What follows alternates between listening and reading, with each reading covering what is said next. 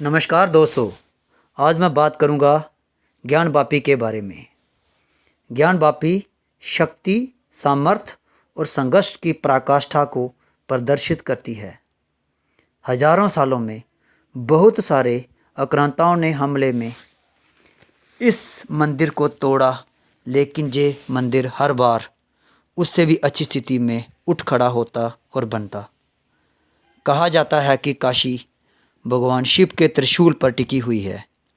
इसी कारण काशी में कभी भूचाल नहीं आता। यहाँ पर भगवान शिव स्वयंभी रूप में विराजमान है।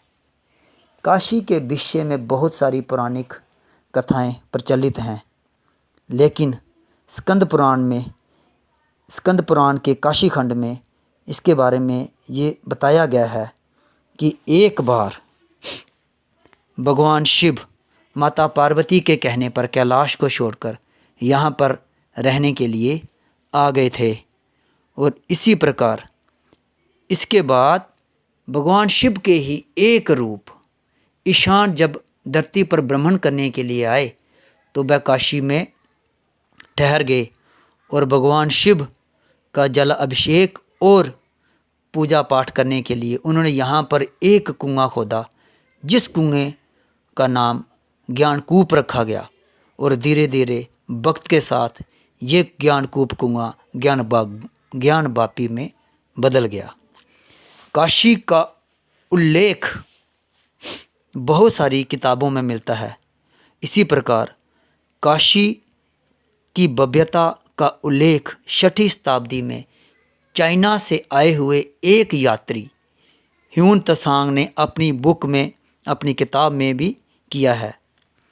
पहली बार इस मंदिर का जीर्णोद्धार राजा विक्रमादित्य ने करवाया था, लेकिन सन 1194 ईस्वी ने मोहम्मद गोरी के एक जनरल कुतुब उद दीन ऐबक ने जब कन्नौज के राजा जयचंद को चंदावर के युद्ध में मार दिया, तो उसके बाद कुतुब उद दीन ऐबक ने बहुत सारे मंदिरों को बड़ी संख्या में तोड़ डाला। उन मंदिरों में काशी विश्वनाथ का मंदिर भी एक था। लेकिन हिंदुओं के प्रयासों से एक बार फिर ये मंदिर बन खड़ा हुआ। फिर कई बार मुगल शासकों ने इस मंदिर को तोड़ा, पर हर बार ये मंदिर एक फिर नई अच्छी ऊर्जा के साथ फिर बन खड़ा होता। बात है सितंबर 1669 ईस्वी की कि जब मुगल शासक औरंगजेब के आदेश पर इस मंदिर को तोड़ दिया गया, जिसका लिखित आदेश आज भी एशियाटिक लाइब्रेरी कोलकाता में यों का त्यों पड़ा हुआ है। 1678 ईस्वी में औरंगजेब ने इस मंदिर की ही दीवारें, जो टूटी हुई दीवारों पर एक मस्जिद का निर्माण कराया। पर हिंदुओं के तब से हिंदू जो है सन 1780 ईस्वी में इंदौर की महारानी अहिल्याबाई होलकर ने इस मंदिर को फिर से उस मस्जिद से थोड़ी दूरी पर बनवाया। और 1835 ईस्वी में राजा रणजीत सिंह ने इस मंदिर के गुंबदों को सोने से ढक दिया था।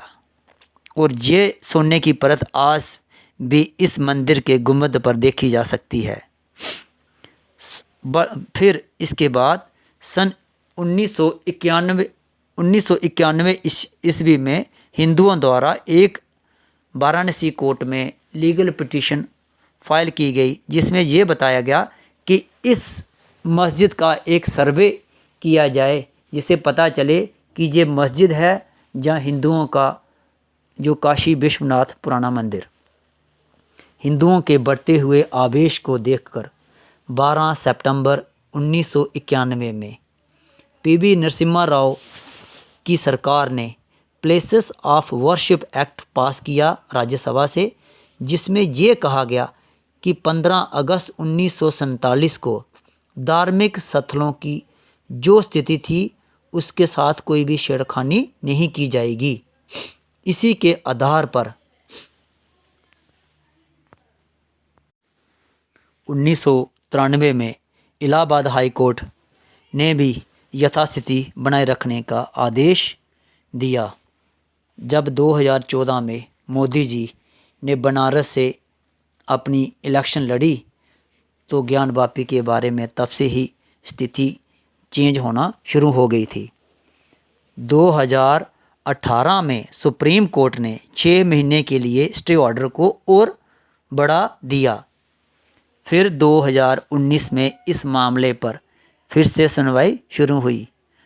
2019 में ही गंगा नदी के घाटों से लेके काशी विश्वनाथ मंदिर के बीच एक नवनिर्मित गलियारे को बनाने का काम शुरू हुआ, जो 2021 में ये गलियारा बनके तैयार हो गया। इस 2021 में ही फास्ट ट्रैक कोर्ट ने आर्कोलॉजिकल सर्वे ऑफ इंडिया को ज्ञानवापी के सर्वे की मंजूरी दी और 16 मई 2022 को सोमवार के दिन ज्ञानवापी के बुजू खाने में एक शिवलिंग के प्रकार की आकृति मिली, जिसे हिंदू पक्ष शिवलिंग और मुस्लिम पक्ष फव्वारे को बताकर कोर्ट में गए। 4 अगस्त 2023 को फिर से इस ज्ञानवापी में सर्वे का काम शुरू हुआ।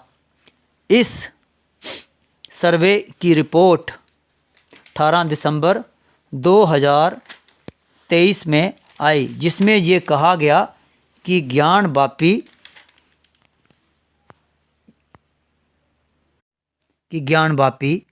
में एक भव्य हिंदू मंदिर था जिसकी दीवारों के ऊपर मस्जिद बनी हुई है। इस सर्वे में बहुत सारी मूर्तियाँ, त्रिशूल, हनुमान की मूर्ति, भगवान विष्णु के 12 अवतार की मूर्ति और भारी संख्या में शिवलिंग प्राप्त हुए, जिससे भगवान विष्णु के 12 अवतार की मूर्ति और भारी संख्या में शिवलिंग प्राप्त हुए, जिससे मुस्लिम पक्ष का दावा काफ़ी मजबूत हुआ। इसी के आधार पर ASI की रिपोर्ट के आधार पर हिंदू पक्ष का दावा मजबूत हुआ और वो कोर्ट में जाकर उन्होंने इसी ज्ञानवापी के तहखाने में व्यासपीठ में पूजा करने की अर्जी लगाई, जिसे कोर्ट ने स्वीकृति दी और जिससे 30 साल बाद ज्ञानवापी के एक तहखाने व्यासपीठ में 30 साल बाद पूजा शुरू हुई। हर हर महादेव।